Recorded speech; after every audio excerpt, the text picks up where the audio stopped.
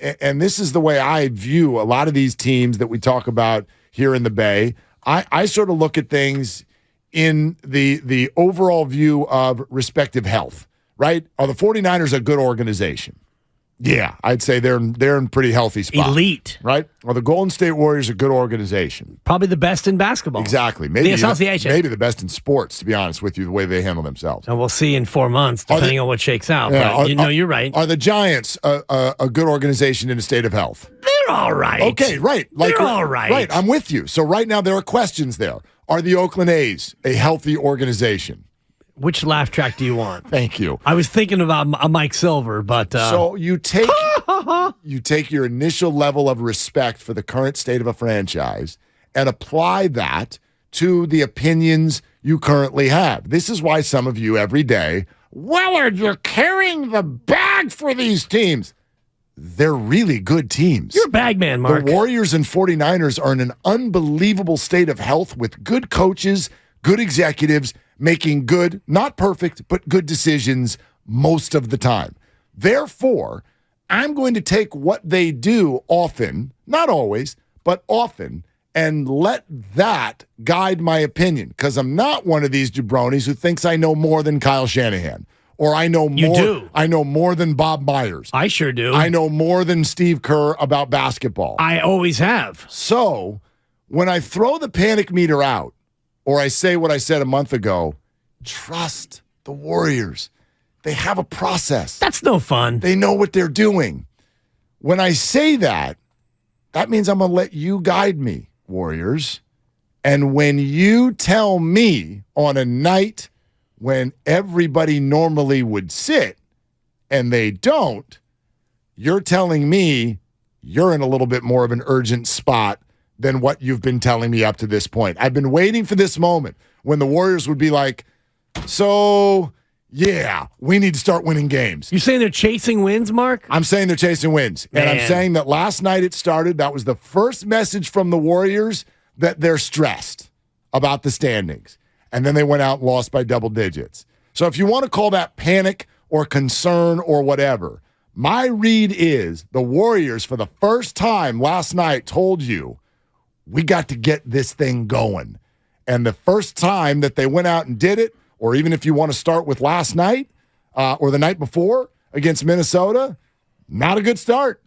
If this is the start of the urgency run, it is off to a bad start. Well, the urgency run is now 30 games left to go. You're 26 and 26. So you've got 52 down, you got 30 to go. And I think the urgency run partly started now because of where they are in the standings, but also the proximity to the All-Star break, because you can go ahead and play Steph Curry on a back-to-back. You can play Andrew Wiggins on a back-to-back. Andrew Wiggins has missed a bunch of time due to his illness and his adductor. Steph Curry, I'm sure, wants to play basketball. He doesn't want to sit. The Draymond Green one is a little bit of a concern to me, because I'm sure Draymond would have wanted to play in that game last night. He's the most competitive athlete maybe in Bay Area history in terms of just pure competitor. So I'm sure he wanted to play, but the medical staff was probably saying, not a great idea. We want to give you this one. Klay doesn't play back-to-backs fine, but the fact that you played Steph Curry and Wiggins and you kind of went for it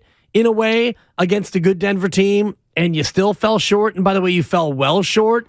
You gave up more than $130 yet again. Your defense was terrible yet again.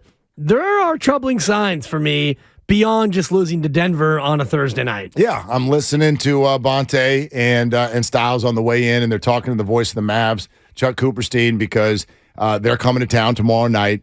And it just got to a pointed moment, it was very, very straightforward. It was almost like, Kyle Shanahan level straight shooter, am I right? Nice. Like he just said, Bonte goes, is this team a title contender? Listen to the definitive nature of this response. I don't see it. I don't see it with them. It's always, and the reason is they don't play the defense that they have right. during their great championship runs, because they turn over the ball way too much. I mean, how they play is a pretty way to play. And, and certainly when Curry and Thompson and Poole all have it going, it's absolutely electric. But, I don't know how you can turn it over that much and get away with it unless you play top shelf defense. Mm-hmm. And the Warriors don't play top shelf defense anymore. I mean, they don't even play bottom shelf defense. You're right. They play no defense. We've sort of tossed this out there as this quirky stat all year. It's not quirky anymore. They've played 52 basketball games, and they are giving up 118.3 points per game. Only three worse. Do you ever watch the Lakers play basketball? Have you watched a Laker game in the last 3 years? The Laker game. Thank you. Thank you, Lawrence Tanter. Spadone knows this. That team does not defend. They do not defend. Play better defense than the Warriors. Thank you. They give up fewer points per game than the Golden State damn Warriors. Do you know how many teams in the NBA give up more than 118.3 points per game? Do I need game show music for that, or do you have it in front of you? You and I went through this, and I was running through the stats pregame. The answer is 3. That's correct. And who those 3 are tells you all you need to know about the Golden State Warriors, because you've got tanking, you've got probably tanking, and you've got terrible. Listen to the 3 records. T's. There's not Tony. They've done it again. Listen. It feels good. The 3 teams that have given up more points per game than the Warriors, these are their records. Before I give you the teams, these are their records. The 3 teams that have given up more points per game than the Warriors. One of them is 15-38. Oh, they're tanking. One of them is 13-39. They're definitely tanking. And one of them is 14-38. They're just terrible. They're all the same record. It's Charlotte, Detroit, and San Antonio. And so maybe we look at this through a different lens. It's instead of going, boy, the Warriors, if they hadn't lost, if they hadn't blown those leads, you're right, they should at least have 5 more wins, and automatically they'd be 31-21, and they would be third in the West. Maybe look at this through a different lens. How about this? It's unbelievable. They're 500. Seriously. They are so bad on the defensive end of the court. It is only because of the Hall of Fame nature of their offense that they're even a viable team in the NBA this year. Only 2 teams have scored more points per game than the Golden State Warriors, one of which loves to light the beam. Light the beam. And the other team is your defending Eastern Conference champion and your very much likely frontrunners to win the whole chip this year, Boston Celtics. Best record in the NBA. So you've got the surprising Kings, and you've got the unbelievably good Celtics. And by the way, if you look at the Kings defensively, they are 10th. So the Kings defensively aren't great, but they're markedly better than the Golden State Warriors. And that, Mark, is where I get frustrated with this Warrior team, because think about the Warriors. If you just play defense like the Kings do, 2 points a game better than you might have those 3 or 4 victories that we talked about. Totally. Yeah. It's that close to where you'd be the 3 or 4 seed instead of being on the bubble. Yeah. And so I get that that's why it's frustrating, but Cooperstein brings up the point that is the clear problem. Like, we can go through, everybody can raise their hand right now. If you went into a room or you had a TED Talk and you're talking to a bunch of people in the room, all right, raise your hand. What's the problem? The number one problem with the Warriors. Holy hell. How many answers would you get? Right? 3 or 4. I don't know. I think it's more than that. I mean, people are, it's been injuries, and Wiggins was out, and they won't play back-to-backs, and Draymond punched Jordan Poole, and Poole slips too much, and I mean, there'd be carries too much. All of these answers. They turn the ball over too much. See, now you're getting to the real answers. To me, if I was to do my Mount Rushmore of what's wrong with the Golden State Warriors, they don't defend, would be in the George Washington spot. And the Lincoln spot would probably be they foul too much. Those two kind of go hand in hand. They do. The third one would be they turn it over too much. And then the fourth one might be what happened with Draymond Green and Jordan Poole, because that led to a terrible start to the year. Nobody wants to go to my Mount Rushmore because it's only got one face. The defense. Steve Kerr. Stinks. Oh, thought we were blaming Kerr here. That's it. I am so tired. You guys actually made a joke about it during the changeover, and it's true. I come in here every day, and you guys educate me on some Bob League Pass guy who I've never heard of, who dropped 28 points on the Warriors, and every day we go, well, Bob League Pass just got hot last night. No. Conchar. Who? It's funny because what's this guy's name? I only league passed Bonte because he league passed me earlier in the year. With Cleveland, I'm like, Cleveland's no good. He's like, Dibs, league pass. You need to be watching the Cavs. And so now, when I turn on my league pass, I try to find the most random guy who I've never heard of. I become an instant fan, and I try to out league pass Bonte league pass himself. But last night, it was Conchar, and I'm like, wait. The guy's name can't be Cancer. Yeah. It's almost spelled like Cancer. Is it Concar? If it was Bahamian. Oh, it's Chanchar? Vlatko Chanchar. He's got accents all over the back of his jersey. I like it the way Spadona. I have no idea if that's right, but I like the way Spadona is saying it. Let's go with that. I don't know what this dude's name is, and I don't care to know. You called him Vlatko League Pass. Right. He didn't get hot. He's an NBA player who's not being guarded. You ever gone to a playground and watched an NBA player just warm up by themselves?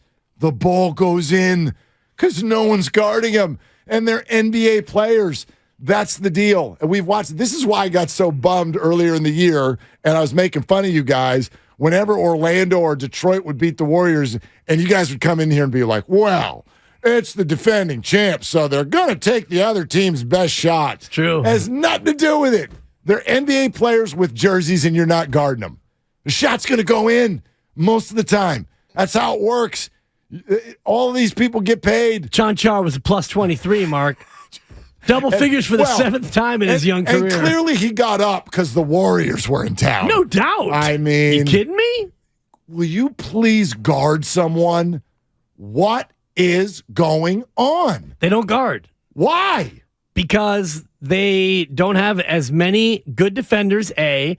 B, the defenders they do have are not as good. And I'll push back on Alan Stiles saying that Draymond's still in the DPOY conversation. I don't believe he is. Draymond Green is their best defender. He's still a good. He's a very good defender. Great. But he can't do it alone. Klay Thompson, from a lateral movement standpoint, is not the same Klay Thompson he was when he was a plus defender. That's fair. Your words. Steph Curry's never been a great defender, and this year he looks to be a step slower. Jordan Poole, there's no defense in Jordan Poole's game. And Kevon Looney, God love him, when he faces a player like Nikola Jokic, as anybody would, he's overmatched. Kevon Looney, he's a good player. I love Kevon. But when you go to that second unit, DiVincenzo, good defender, not great. Kuminga, very athletic, and he's learning to be a good defender, but he's not there yet. Yeah, I see. The interesting thing is, and this is why, and maybe this is really the question, the Warriors don't defend. Is it a matter of won't or can't? Both. See, it's more won't than can't. That's what I think. It's more won't than can't. If the answer's won't, then we're actually still got a shot. If the answer's can't, then the Warriors are hosed.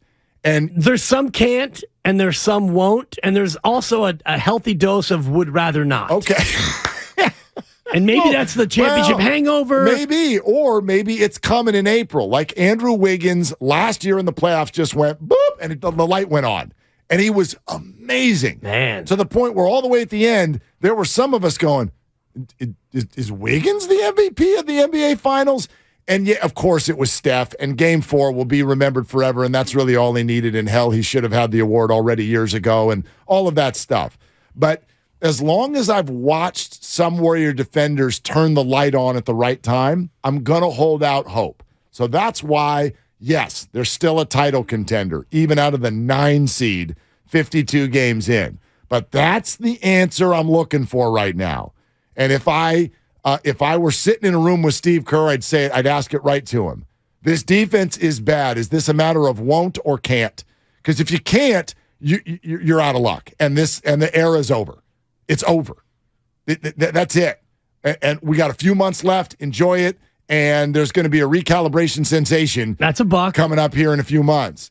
But I think it's more won't. If it's a matter of won't, and when you just did what you did and you went down the roster, I'm sitting here going, okay, like, is everybody a little bit lesser version of themselves? Maybe, but Kuminga's on the way up. I think you're underselling DiVincenzo a little bit. I wouldn't use the word great, but I'd use very good. I mean, he's a guy who can defend 2 through 2. And no. He can do better than that. Look, when they played, who was it they played last Friday night? Toronto. Okay? Van Vliet was going off in the first quarter, and Kerr went, Dante, I need a dimension. I need some defense. Yeah, give me a bite. I'm going to meet the ball. And he goes on Van Vliet, over. Warriors win by double digits. He did Van that. Vliet. Yeah. Okay. I mean, I know. He's Van a good player. Yeah. He's a good player. Yeah, in the first quarter, he was a great player. Yeah. They couldn't stop him. The point is this. Kuminga on the way up, you always had Stephen Poole, and they couldn't defend. Right. But Draymond is still, even if he's lesser, he's still great. Clay is still viable, and Wiggins could still suddenly put the slipper back on like he did last April. Yeah, so now we're in could country, though. Yeah, but could is all you got. Like can't means we're done. Right, and I do think there is some can't in there, and you talked about Poole, and, Steph does his level best, but he's not a great defender. So we can debate can't or won't all we want to. All you have to do is look at the defensive metrics and see that they're one of the worst defensive teams in basketball. And I think one thing that hurts them, or actually a couple things that hurt them, one thing that really hurts them is they foul way too much. They foul more than almost every team in the association. That's part of bad defense. The only team that fouls more is the Houston Rockets, and they're not very good. So the Warriors foul a lot, Mark, because they're not good enough defensively to avoid fouling. The second piece of it is you turn the ball over too much. And when you turn the ball over, then you get into a spot where you have a lot more defensive possessions, and you have a lot more possessions where you're not defending because you turn it over, it's a live ball turnover, and they go down and score, and you don't even have a chance to play defense.